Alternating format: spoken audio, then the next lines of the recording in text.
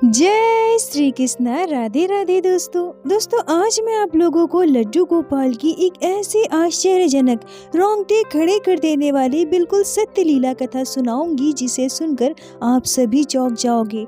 हमारे ठाकुर जी लड्डू गोपाल इस कलयुग में भक्तों के साथ निरंतर लीलाएं कर रहे हैं, परंतु ऐसी लीला जो हमारी सोच से परे हो, जिसे सुनकर भक्तों के मन में कई भाव उत्पन्न होंगे, प्रश्न उत्पन्न होंगे। लड्डू गोपाल का अपने भक्त के साथ की गई इस अद्भुत लीला को जानकर मन भाव विभोर हो उठेगा। भक्त और भगवान के इस विश्वासपूर्ण अद्भुत लीला कथा को सुनकर आपकी आंखें नम हो जाएगी। दोस्तों आज की इस लीला कथा को आंखें बंद करके पूर्ण विश्वास के साथ श्रवण कीजिएगा। आशा करती हूँ आज की यह लीला कथा आपके हृदय को स्पर्श करेगी।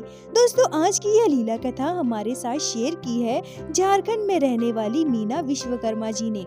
मीना जी हमसे कहती हैं कि मेरी उम्र लगभग 48 वर्ष है। मेरी शादी को 26 वर्ष हो चुके हैं। मैं लड्डू गोपाल की सेवा वर्षों से करती हूँ। लड्डू गोपाल ने मेरे साथ कई लीलाएं की है, पर आज मैं अपने जीवन में घटी एक ऐसी लीला शेयर करूंगी जिसे सुनकर आप सभी आश्चर्य हो जाओगे, क्योंकि यह घटना बिल्कुल भी साधारण नहीं है। आज जब लड्डू गोपाल के चमत्कारों की बात होती है, लड्डू गोपाल की लीलाओं की बात होती है, तो बहुत सारे लोग ऐसे होते हैं जो लड्डू गोपाल की लीलाओं पर विश्वास नहीं करते।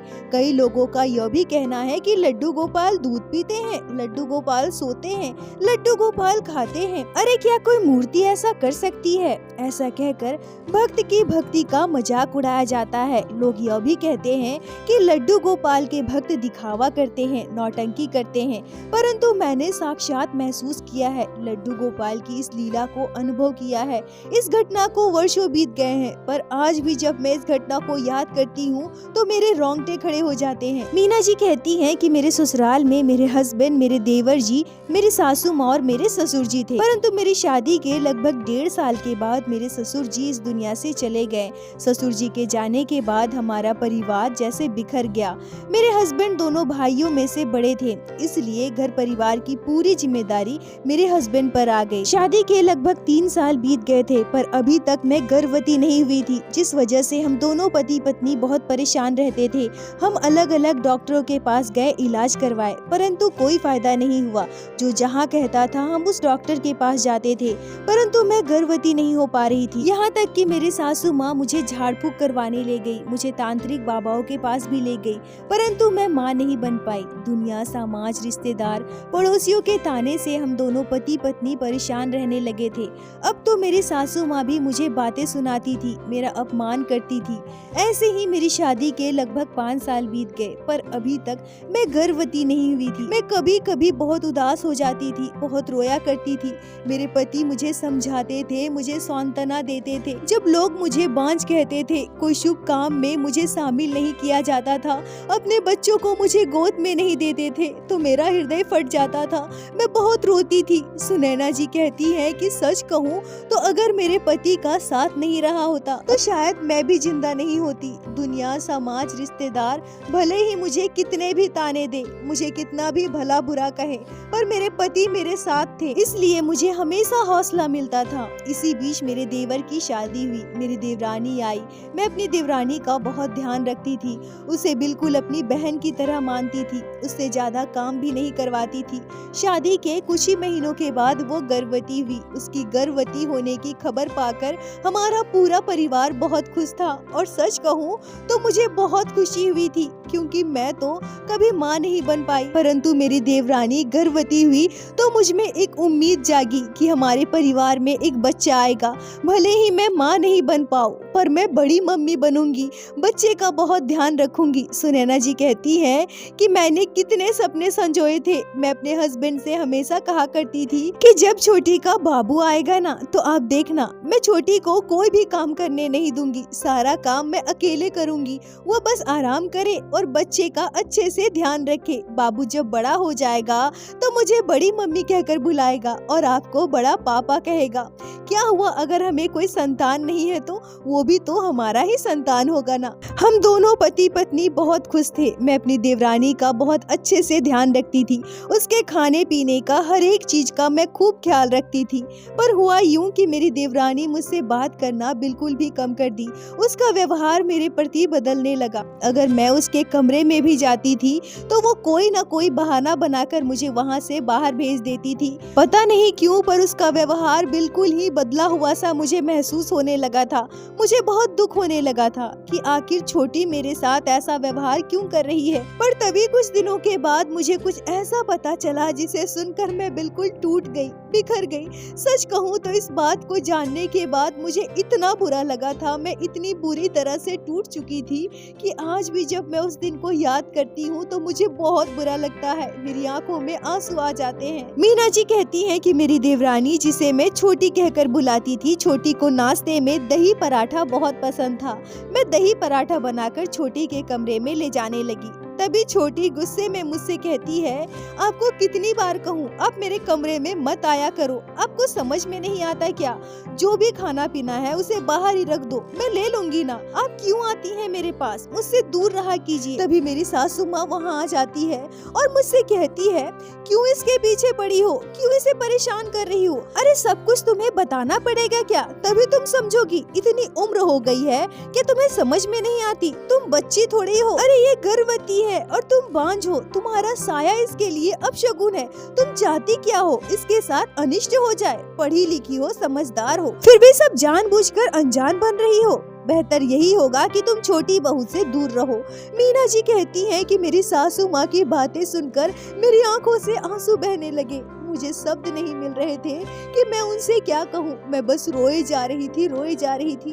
मेरी सासू माँ तो हमेशा मुझे ताना दिया करती है। बच्चा ना होने की वजह से मुझे कई बातें सुनाती है, मुझे बांझ कहती है। पर मैं यकीन नहीं कर पा रही थी कि जिस छोटी से मैं इतना प्यार करती हूँ, अपनी बहन की तरह जिसका ध्यान रखती हूँ, वो मुझसे ऐसे बात करेगी, वो मुझे अपशगुन समझेगी, मेरे साथ इतना बुरा बर्ताव करेगी। मीना जी कहती है कि मैं अपने हस्बैंड को पूरी बात बताती हूँ। वो भी बहुत दुखी हो गए। अपनी देवरानी और अपनी सासू माँ के इस बर्ताव से मैं हमेशा दुखी रहने लगी। मैं हमेशा रोती थी, परेशान रहती थी। फिर मेरे हस्बैंड ने मुझसे कहा कि चलो हम वृंदावन चलते हैं, बिहारी जी के दर्शन करते हैं। फिर मैं और मेरे हस्बैंड वृंदावन गए। यह पहली बार था जब मैं वृंदावन धाम गई थी। पहली बार मैंने बिहारी जी के दर्शन किए थे। सच में बिहारी जी के दर्शन पाकर मेरा जीवन तृप्त हो चुका था। तभी हमारे जीवन में आए हमारे लड्डू गोपाल। वृंदावन के बाजारों में जब मुझे सुंदर सुंदर लड्डू गोपाल का श्री विग्रह दिखा तो मुझे ऐसा महसूस हुआ कि बाल गोपाल मुझे पुकार रहे हैं, मुझसे कह रहे हैं, मैया मुझे अपने साथ घर लेकर चलो, मैं तेरा लल्ला हूँ ना, मैं तेरा पुत्र हूँ, मुझे अपने साथ घर लेकर चलो मैया। मीना जी कहती है कि वृंदावन धाम से हम एक बड़े से 18 नंबर साइज के लड्डू गोपाल अपने पुत्र के रूप में घर लेकर आए। मैं और मेरे पति दोनों बहुत खुश थे। हम दोनों पति पत्नी ने लड्डू गोपाल को अपना पुत्र मान लिया था और पुत्र के समान उनकी सेवा करने लगे थे। सच कहूँ तो लड्डू गोपाल को वो कपड़े पहनाकर मैं इतनी खुश हो जाती थी कि मुझे लगता था कि ये मेरा बेटा है। भले ही मुझे अपनी कोई संतान नहीं थी, पर लड्डू गोपाल के आने से संतान ना होने की कमी पूरी हो चुकी थी। ऐसा लग रहा था कि मेरे जीवन में जो सबसे बड़ी कमी थी उसे लड्डू गोपाल ने पूरा कर दिया है। मीना जी कहती हैं कि हम झारखंड के छोटे से गांव में रहते हैं। यह घटना लगभग 20-22 साल पुरानी है। आज के समय की तरह उस समय सभी के पास मोबाइल फोन नहीं था और लड्डू गोपाल के बारे में लोगों को इतनी जानकारी नहीं थी। और सच कहूँ तो जहाँ हम रहते हैं वहाँ हमारे आसपास कभी मैंने किसी को लड्डू गोपाल की सेवा करते नहीं देखा था। जब हम अपने लड्डू गोपाल को लेकर आए थे, लड्डू गोपाल की सेवा करने लगे थे, तो यह बात धीरे धीरे पूरे गांव में फैल चुकी थी। जब यह बात सभी में फैल गई कि हम लड्डू गोपाल की सेवा पुत्र के समान करते हैं, लड्डू गोपाल को स्नान करवाते हैं, उनका श्रृंगार करते हैं, उनके लिए भोग बनाते हैं, 4 पहर का भोग लगाते हैं, लड्डू गोपाल को सुलाते हैं, सुबह जगाते हैं, मतलब एक शिशु के समान उनकी सेवा करते हैं, तो सभी को बड़ा ही आश्चर्य हुआ। लोग हंसते थे, हमारा मजाक उड़ाते थे। कईयों का तो यह भी कहना था कि हमारी कोई संतान नहीं है, इसलिए हम पागल हो गए हैं और ऐसी हरकतें कर रहे हैं। अब जब हमारे गांव में लड्डू गोपाल की सेवा के बारे में पता चला तो सभी इसकी चर्चा करने लगे, तरह तरह की बातें बनाने लगे और मेरी सासू माँ को बहुत गुस्सा आया।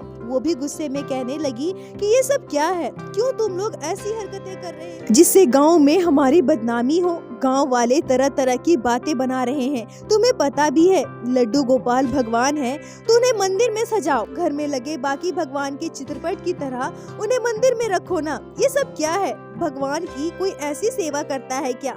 देखो हमारे घर में लड्डू गोपाल की सेवा बंद करो, ये सब नहीं चलेगा। लोग मजाक उड़ाते हैं, तुम दोनों को पागल कहते हैं, तुम्हें पता भी है। मीना जी कहती हैं कि अपनी सासू माँ की बात सुनकर मैं बहुत दुखी हो गई। लोगों का तो मुझे पता नहीं, मैं लोगों की बातें सह सकती हूँ, पर अगर घर वाले ऐसा व्यवहार करे तो इंसान अंदर से टूट जाता है। पर हम दोनों पति पत्नी ने यह निश्चय कर लिया था कि जब लड्डू गोपाल को हम संतान बनाकर अपने घर लेकर आए हैं और संतान के रूप में इनकी सेवा कर रहे हैं, तो हमारे जीवन में चाहे कैसी भी परिस्थिति आए, लोग हमें पागल कहें, ढोंगी कहें, पर लड्डू गोपाल की सेवा हम नहीं छोड़ेंगे। लड्डू गोपाल से हमेशा एक संतान के समान ही प्रेम करेंगे। इधर मेरी देवरानी डिलीवरी के लिए अपने मायके चली गई थी। मेरे हस्बैंड भी सुबह अपने काम पर चले जाते थे। घर पर मैं, मेरी सासू माँ और मेरे लड्डू गोपाल होते थे। मैं घर का पूरा काम खत्म करती थी, खाना बनाती थी और दिन भर अपने लड्डू गोपाल की सेवा करती थी। एक पुत्र की समान उनसे लाड लड़ाती थी, उनसे प्रेम करती थी। ये सब देखकर मेरी सासू माँ बहुत गुस्सा करती थी, क्योंकि मेरे लड्डू गोपाल बड़े से 18 नंबर के हैं। इसलिए हम पति पत्नी कहीं भी बाहर जाते थे तो लड्डू गोपाल को बच्चे की तरह गोद में लेकर जाया करते थे। इससे भी लोग हमारा मजाक उड़ाते थे। लोगों को ये नौटंकी लगता था, ढोंग लगता था। कुछ महीनों के बाद मेरी देवरानी के बच्चे का जन्म हुआ। एक प्यारे से बेटे को उसने जन्म दिया था। बच्चे के जन्म के बाद वो वापस घर आ गई। एक छोटे से बच्चे के हमारे घर में आने से हमारा पूरा परिवार बहुत खुश था। पहले जब मेरी देवरानी गर्भवती हुई थी तो वो मेरे आसपास भी नहीं आती थी, मुझसे दूर रहती थी। पर अब जब वो अपने बेटे के साथ घर आई और मुझे लड्डू गोपाल की सेवा करते देखा तो सबके साथ साथ वो भी मेरा मजाक उड़ाने लगी। मैं अगर उसके बेटे के बारे में कुछ भी कहती थी तो वो मेरा मजाक उड़ाते हुए कहती थी, अरे आपका भी तो बेटा है ना, आप अपने बेटे के साथ ऐसा कर लो। क्योंकि मैं बांझ थी और मेरी देवरानी ने बेटे को जन्म दिया था, इस वजह से मेरी सासू माँ मेरे साथ भेदभाव करती थी। हमेशा मेरी देवरानी का ख्याल रखती थी, उसके बच्चे का ध्यान रखती थी और मेरे साथ बुरा व्यवहार करती थी। मुझे बहुत दुख होता था, मैं बहुत रोती थी। मैं अपने कान्हा से कहती थी, हे मेरे कान्हा, तुम मेरे बेटे हो ना लल्ला, तुम भी तो मेरे संतान हो, फिर लोग मुझे बांझ क्यों कहते हैं? सभी मेरा मजाक क्यों उड़ाते हैं? क्यों मेरे साथ ऐसा व्यवहार किया जाता है? छोटी जब अपने बेटे को लेकर घर वापस आई थी तो हमारे घर में पूजा रखा गया था। बहुत सारे मेहमानों को आमंत्रित किया गया था, पर मैं आज भी नहीं भूल सकती कि उस दिन मेरा कितना मजाक उड़ाया गया था। मीना जी कहती हैं कि मेरे मुंह पर भले ही किसी ने कुछ भी नहीं कहा था, पर मैं भी इंसान हूँ, सबकी बातें समझ सकती हूँ। मेरे बारे में उस दिन कितना कुछ कहा जा रहा था, लोग किस किस तरह से मेरा मजाक उड़ा रहे थे, यह भी मैं अच्छी तरह से समझ पा रही थी। जब मेरी देवरानी अपने बेटे को गोद में लेकर सबके पास जाती है, सभी से आशीर्वाद ले रही थी, तो उसमें से कुछ महिलाएं मुझसे कह रही थी, हमने सुना है तुम भी माँ बन गई हो, तुम्हारा भी बेटा है ना, कितना बड़ा हुआ है तुम्हारा बेटा, क्या खाता है, क्या पीता है?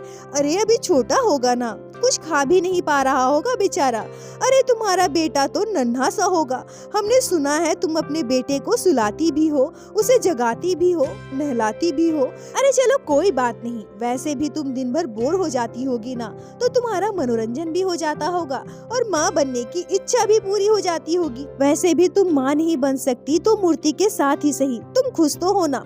मीना जी कहती है कि मेरे बाल गोपाल, मेरे लड्डू गोपाल को बार बार मूर्ति कहा जा रहा था। लोगों को यह लग रहा था कि मैं मनोरंजन के लिए लड्डू गोपाल को लेकर आई हूँ। सारी बातें मुझे बहुत चुभ रही थी, मुझे बहुत दुख दे रही थी, पर मैंने किसी को कोई जवाब नहीं दिया। जब लोगों को ज्ञान ना हो, लोग ठाकुर जी की भक्ति को ना समझे, अगर किसी को भगवान पर विश्वास ना हो, तो ऐसे लोगों को समझाकर भी कोई फायदा नहीं है।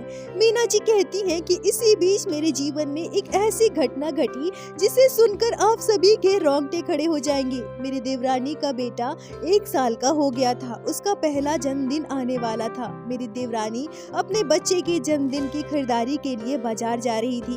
उसे अपने बेटे के लिए कुछ कपड़े और कुछ सामान खरीदना था और इधर मुझे भी अपने लड्डू गोपाल के लिए कुछ पोशाकें खरीदनी थी। सुबह जब मेरे हस्बैंड काम पर जा रहे थे तब उन्होंने सबके सामने मुझसे कहा कि छोटी जब बाजार जा रही है तो तुम भी उसके साथ चले जाना। क्योंकि मेरे हस्बैंड ने सबके सामने कहा था इसलिए मेरी देवरानी भी मुझे मना नहीं कर पाई। उसके बाद मैं, मेरी देवरानी, मेरी सासू माँ और हमारे पड़ोस की 2 महिलाएं हम सभी मिलकर बाजार गए। मेरी देवरानी ने अपने बेटे के लिए कुछ कपड़े खरीदे और क्योंकि मेरे लड्डू गोपाल बड़े थे 18 नंबर साइज के, इसलिए मैं भी अपने लड्डू गोपाल को बच्चों का पैंट शर्ट खरीद कर ही पहनाती थी। जिस दुकान पर मेरी देवरानी ने अपने बेटे के लिए कपड़े खरीदे थे उसी दुकान में मैंने अपने लड्डू गोपाल के लिए भी कपड़े खरीदे। उसके बाद हम दूसरे दुकान पर गए जहां मेरी देवरानी अपने बच्चे के लिए डायपर खरीद रही थी।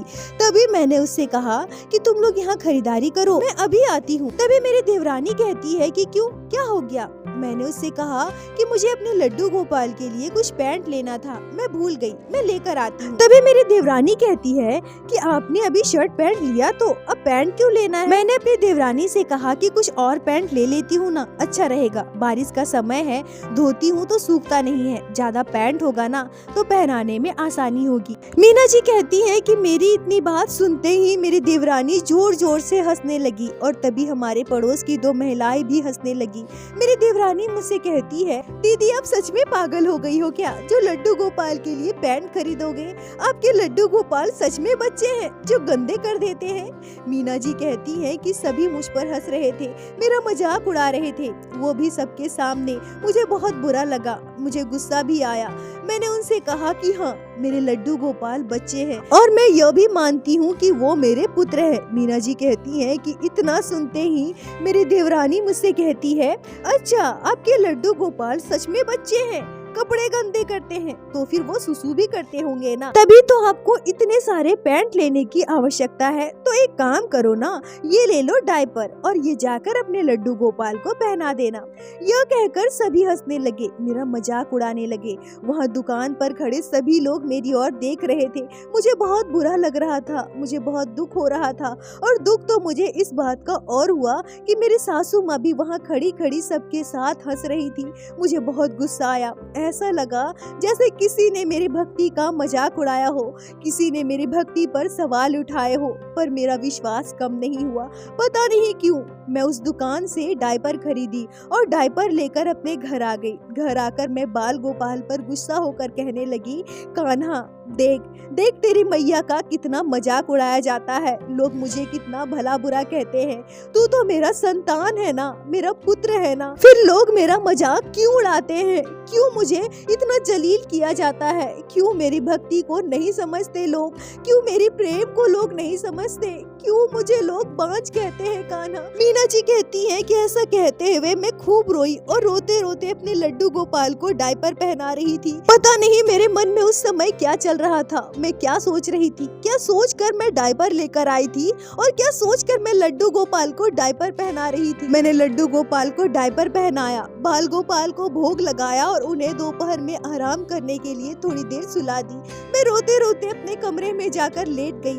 और लेटे लेटे कब मेरी आंख लग गई मुझे पता नहीं चला और तभी मैंने एक आश्चर्यजनक अनुभूति की। मैं वर्षों से लड्डू गोपाल की सेवा कर रही हूँ, परंतु आज पहली बार मैंने सपने में बाल गोपाल को अनुभव किया था। मैंने अपने सपने में साक्षात लड्डू गोपाल के दर्शन किए थे। मैं सपने में देखती हूँ कि एक छोटा सा बच्चा बहुत ही प्यारा सा लगभग 2.5-3 साल का मेरे आगे पीछे घूम रहा है और तभी मैं स्पष्ट रूप से देख पाती हूँ कि उस बच्चे ने डायपर पहन रखी है जो पूरी तरह से गीला हो चुका है। ऐसा लग रहा था मानो वो बच्चा डायपर गीली होने की वजह से असहज महसूस कर रहा हो, वो बच्चा परेशान हो रहा हो और इसी वजह से मेरे आगे पीछे घूम रहा हो। इस बात को मैं संपूर्ण रूप से समझ पा रही थी, परंतु वह बच्चा अपने मुख से कुछ भी नहीं बोल रहा था। मीना जी कहती है कि वह बच्चा इतना प्यारा था कि मैं उसमें बिल्कुल खो चुकी थी।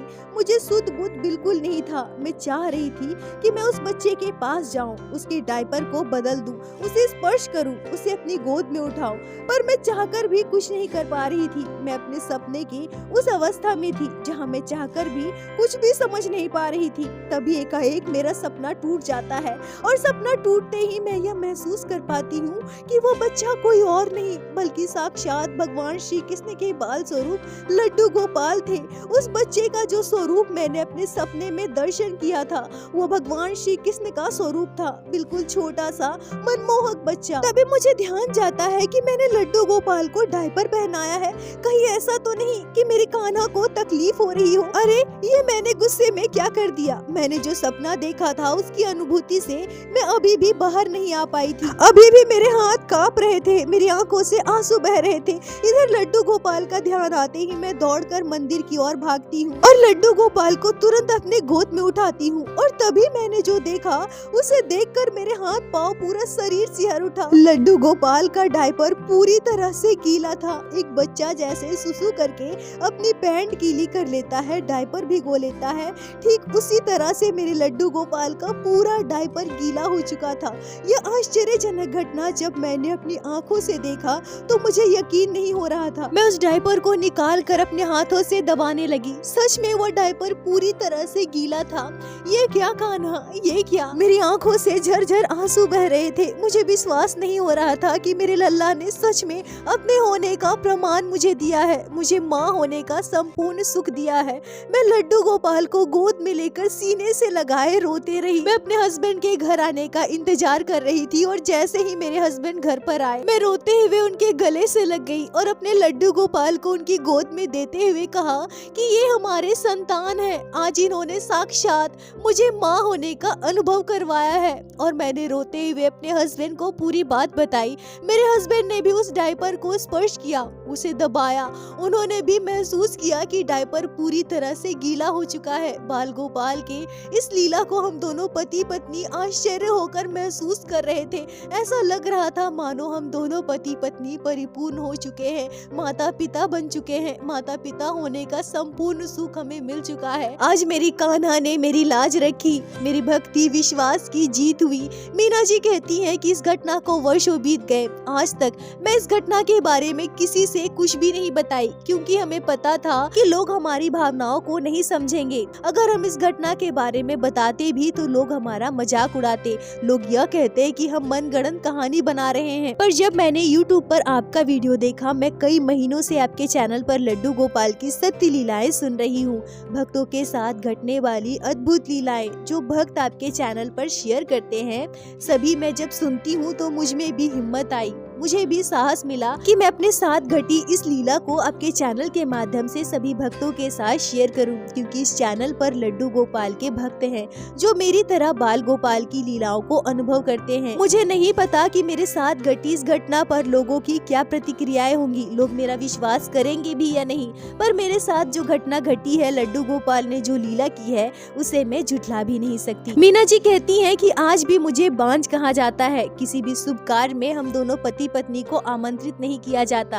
आज भी हमें हीन भावना से देखा जाता है, पर मुझे गर्व है कि संसार, इस सृष्टि का सबसे सर्वश्रेष्ठ पुत्र मेरे पास है। लड्डू गोपाल से श्रेष्ठ पुत्र भला कौन हो सकता है। मेरी भक्ति, मेरे विश्वास की परीक्षा तो मेरे कन्हैया ने खूब ली, पर अंततः मुझे मैया का दर्जा दिया। मीना जी, आपका बहुत बहुत धन्यवाद जो आपने लड्डू गोपाल की इस अद्भुत रोंगटे खड़े कर देने वाली लीला कथा हमारे साथ शेयर की, जिसे मैं हमारे चैनल के माध्यम से बाकी सारे भक्तों तक पहुंचा सकी।